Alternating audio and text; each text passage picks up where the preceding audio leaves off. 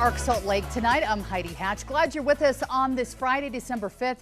Tonight we're taking a look at the arrest in the No Kings protest shooting that happened this week.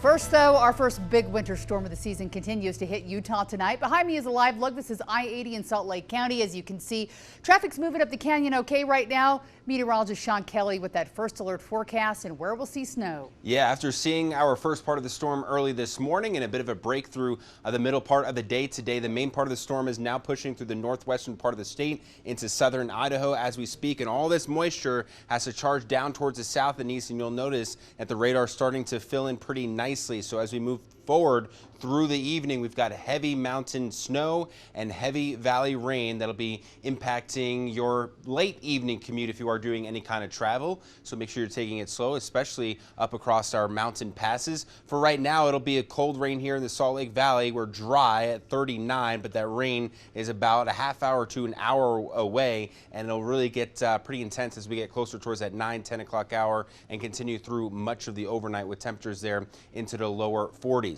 So what we are tracking coming up, those showers will increase in intensity and coverage through the evening. Strong mountain winds expected for much of the day tomorrow, heavy snow as well, and then eventually a nice warming trend as we get our way into next week. We'll let you know how warm it gets coming up in my first alert weather forecast. Sean, thank you. We are filing one count of second-degree manslaughter against Matt Alder and also formally declining any charges against Mr. Arturo Gamboa. Nearly 6 months after the deadly shooting at a No Kings protest in Salt Lake City, a second-degree manslaughter charge was filed against Matt Alder in the death of Afa Ah Loo. During a news conference earlier this week, District Attorney Sim Gill said Alder acted recklessly. Afa Ah Loo's widow says Matt Alder has not shown any remorse, and Laura Ah Loo is grateful for the manslaughter charge. As Brian Malahy reports, along with the new criminal charge, there will also be a civil case. These past 5 months have been long, painful, and deeply frustrating as we waited for answers for Afa's life. Laura Ah Loo, minutes after DA Sim Gill announced the manslaughter charge against protest peacekeeper and shooter Matt Alder. For 5 months, there had not yet been any accountability for actions or clarity as to how such a horrific incident would be addressed, nor remorse from Matt Alder himself. The shooting on the street sent panic through No Kings protesters last June. Police say Alder thought another man with an automatic rifle posed a threat. Alder fired, hitting that man, but also killing Ah Loo. I wish so badly that losing my husband, Afa, who was an incredible father, advocate, creative, and champion for others, didn't have to happen unnecessarily to raise awareness of this issue. The issue, she says, is to ensure that tragedies like she and her family are living are prevented in the future. In Salt Lake City, Brian Malahy, KUTV 2 News. Brian just mentioned in his story, Alder thought another man with an automatic rifle, Arturo Gamboa, was getting ready to do a mass shooting. Today, a defense attorney is speaking out saying that Alder should not have been charged. He spoke at length with Brian Malahy explaining why. Should the DA have charged Matt Alder with manslaughter in the shooting death at the No Kings protest? No, absolutely not. This is a case, it's an unfortunate tragedy, but it's one involving self-defense. The prosecution themselves understand and have recognized that self-defense is involved in this case. Self-defense and defense of others. You could act if you're trying to prevent other people from being injured, so you're defending yourself and third persons. So this case should never have been filed. There seemed to be, with the DA's presentation, an analysis of, well, the first two shots were okay, but the third shot was reckless. Do you see a problem with that contention? Yes. So you have several different legal theories. You have one, it's called transferred intent.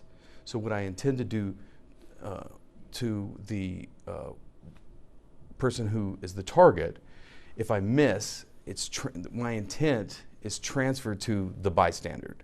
So there's a legal concept of transferred intent. So if it's permissible for me to shoot at my target and I miss, then it's permissible for me to miss and hit my target. So it's transferred intent. So the prosecution theory recognizes there is some transferred intent, and it's not murder, but the activity was reckless. So they have a theory of that the transferred intent wasn't a complete defense. So self-defense was not complete because it was reckless. Arturo Gamboa was initially detained and charged, but those charges were officially dropped this week. Clayton Simms says another hole in the prosecution's case is the fact that Matt Alder is not charged with anything when it comes to Gamboa. There are problems with the prosecution is that if you rely on their own theories, the prosecution theory, they recognize self-defense because they haven't charged murder and they haven't charged Gamboa, the shooting of Gamboa. So they recognize within their own documents and within their own charging documents that self-defense exists. They're saying it's excessive, but it is not excessive because the other party had a gun. The other party had a gun and the peacekeeper or safety person had a weapon as well. And so they were simply off target. It was an accident, it was a mistake, but they are allowed to do that based upon the prosecution's theory because of self-defense and transferred intent, where you intend to, if you have self-defense, that permission transfers to the bystander. So that legal theory of self-defense or defense of other people transfers to your shot on the bystander. Any way you think Alder is found guilty? A jury can make a mistake. A jury, just like the prosecution has made a mistake in this case, a jury can make a mistake and he can be convicted if they are confused. You suspect that would happen? That will happen? Because it's a tragedy. Someone has died, and so doing nothing doesn't feel satisfying. That emotions are high, and you do want something to happen. You want some resolution. You want some resolution. Some sense of justice. Right, some sense of justice. Someone convicted of this. But the truth is that self-defense applies, transferred intent applies, and if you apply those legal theories correctly, you end in a result where the person has a not guilty verdict or they're not charged. The likely outcome is a not guilty verdict. And so the prosecution says, oh, well, the jury has spoken, there's a not guilty verdict, and they're off the hook. They're no longer responsible for not charging that person. So they're bringing a case that, in my opinion, they're unlikely to succeed in, but politically that's more popular than making the hard decision and saying, no, sorry, there's just nothing we can do here, that we should just recognize that it's a self-defense, defense of third person case, and then unfortunately we can't charge. Following the charges being filed, the Utah lawmakers proposing a change to state gun laws. It would prohibit long guns from being carried into an open near protest locations. As Brian Malahy reports, this is personal for the state representative who's behind the move. What can we do together to prevent what happened to Afa to someone else? Representative Verona Monga, I do have a bill drafted. in the wake of the deadly No King shooting, wants distance between people openly carrying long guns and demonstrators. How many feet away would a person with a long gun have to be under your proposal?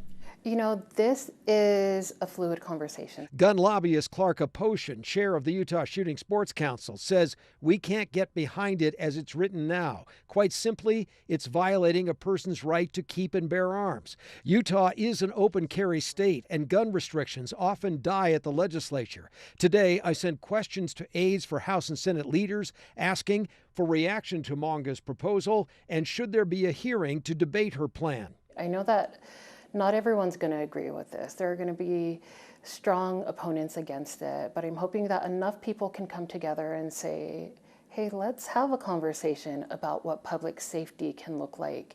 At No Kings, protest peacekeeper Matt Alder, now charged with manslaughter, fired after police say he saw a man with an automatic rifle and thought that man was a threat. Sadly, one of the bullets from Alder struck and killed Ah Loo.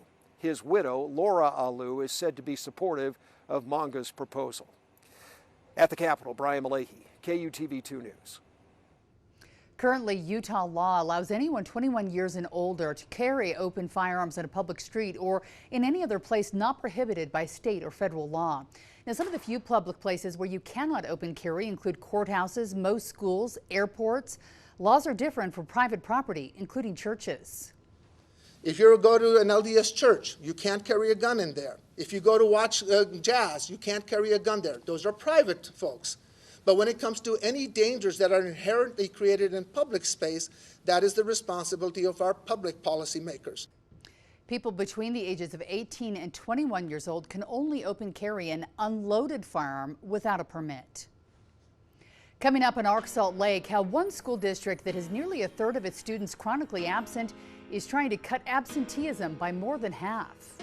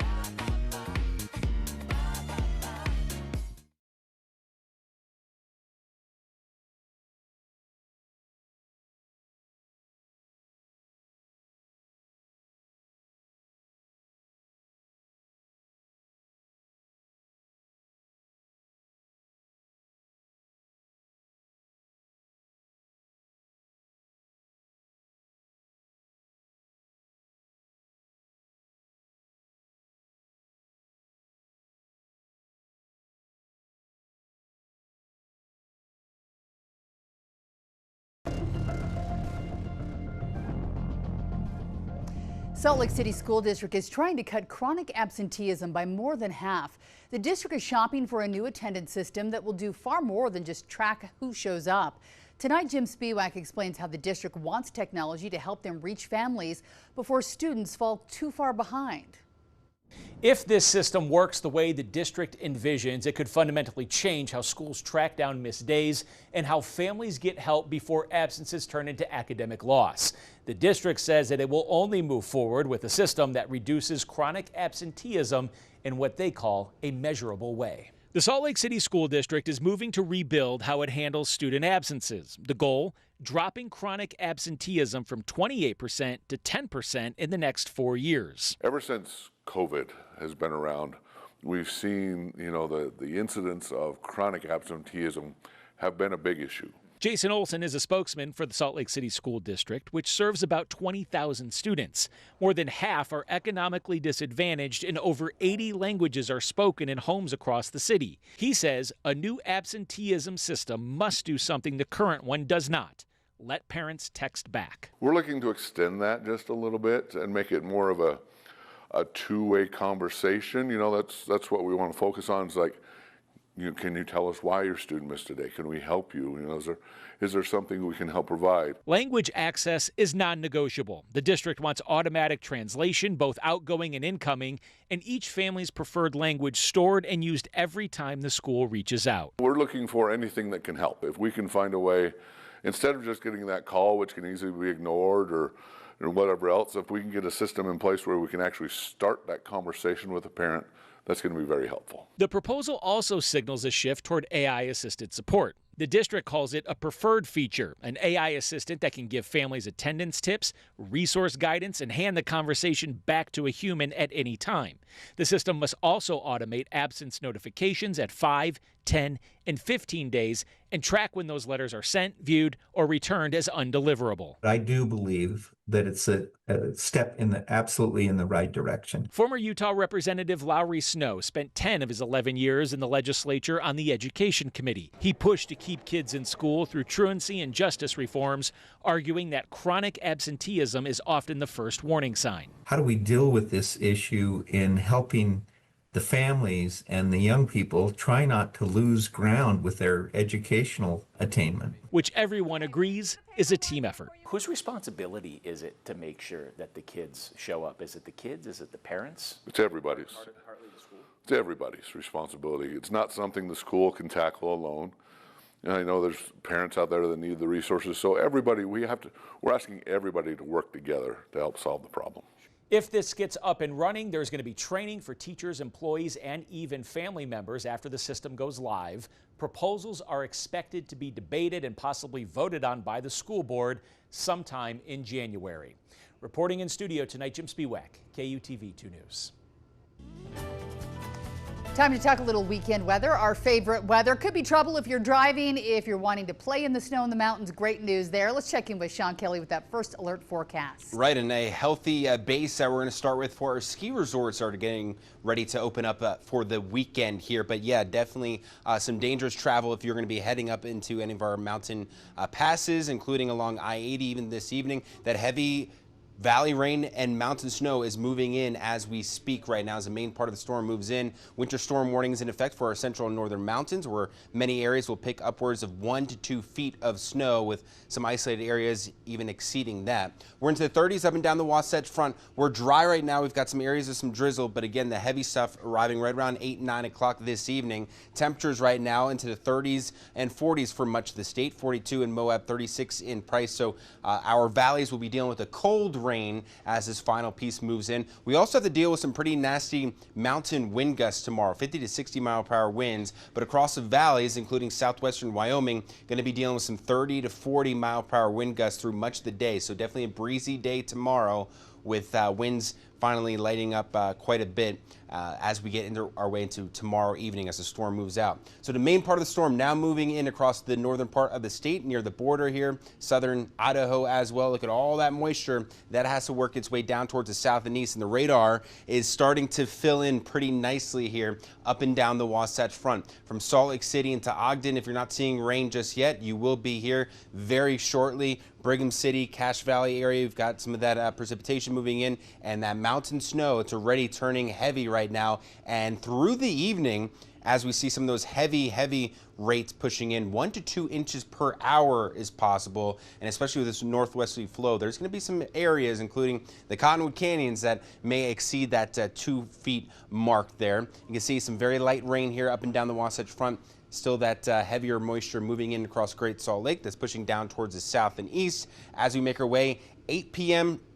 Through about 2, 3 a.m. in the morning, that's the heaviest round of precipitation across the area. By tomorrow morning, we may be drying out here across the Wasatch Front. Still heavy snow up into the mountains, central and northern Utah, but across the valleys, we start to wind things down. And in fact, we may see some sunshine by tomorrow afternoon and evening with just a few lingering snow showers up into the mountains, and then much nicer as we head into Sunday. Drier conditions with the mix of sun and clouds, but still pretty chilly. Future rainfall, about 1/4 to 1/2 an inch for our valleys. Mountain snow, as I mentioned, whatever you've already seen, another 1 to 2 feet on top of that, including Beaver Mountain doing really well. Of course, the Cottonwoods, Park City, I think this is underestimated. I think we'll likely finish with near 1 foot of snow, especially across some of the higher elevations of Park City. Deer Valley, I'm looking at you. Snow Basin will likely finish with more than 1 foot of snow as well. So we're dealing with temperatures into the 30s for lows. Highs tomorrow into the 40s. Plenty of sunshine down towards the south. St. George, you're looking at temperatures here that are going to be beautiful. A beautiful weekend ahead,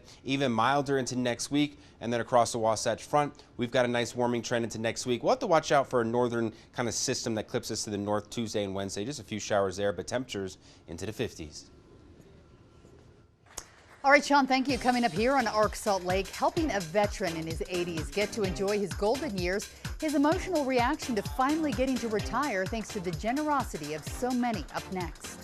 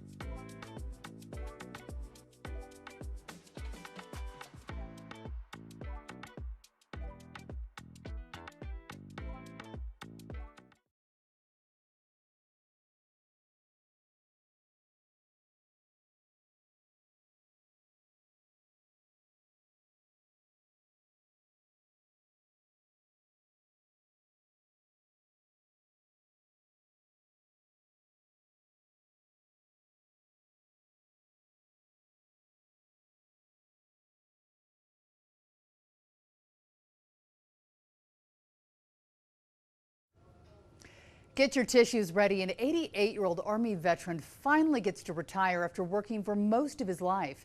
Ed Bombas went back to work at a grocery store in 2019 after his wife got sick and died. Recently, he met social media influencer Sam Weidenhofer. Weidenhofer set up a GoFundMe, which has raised more than $1.7 million. Bombas says the first thing he's going to do now, visit his brother. He's my only brother. Only true family. Ed says he is blown away by everyone's generosity and that he is thankful beyond words. Hope he can enjoy that retirement. Well, the annual KUTV Holiday Pops concert is tomorrow night at 7:30, Cottonwood High School. Performers include the Choral Art Society of Utah, the West Valley Symphony, and musician Peter Breinholt. Tickets are $15. All that money goes to help angels. They're available now on eventbrite.com. I will be there with Mark as well. We'd love to see you tomorrow night again at Cottonwood High School. Thanks so much for joining us for ARC Salt Lake. We will see you back here for 2 News at 9 o'clock and 10 o'clock, watching that weekend weather as it comes in and your latest news updates all online at KUTV.com. Have a great night.